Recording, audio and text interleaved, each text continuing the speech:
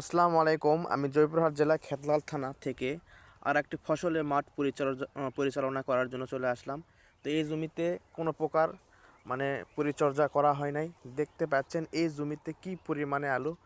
মনে হয় এই জমিটি 1 বিঘার থেকে 1.5 বিঘার মতো হবে, কিন্তু আলু উঠালে 10 থেকে 15 মণ আলু কিন্তু এখানে পাওয়া অনেক বেশি কষ্টকর হবে। কারণ এখানে আলুর যে পরিচর্যা বা সংস্কার বা এর যে যত্ন সেটা কিন্তু একেবারে নেওয়া হয় নাই।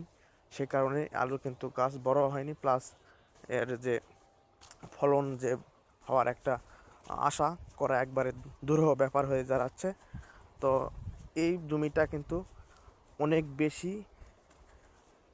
বেপরোয়া হয়ে আছে।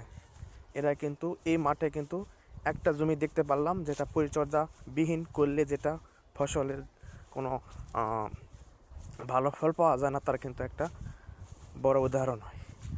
প্রত্যেকটা জিনিস হোক, প্রত্যেকটা মানুষের জীবনই হোক, পরিচর্যা ছাড়া কিন্তু কোনো কিছু ফসল বা ব্যক্তি জীবনে ভালো কিছু আশা করা যায় না। তার একটা বড় উদাহরণ হয়ে দাঁড়াচ্ছে কিন্তু এই ফসলের মাঠ। তো ধন্যবাদ সবাইকে এই ফসলের মাঠ থেকে আজকের রিভিউ আপনাদের দেখানোর জন্য।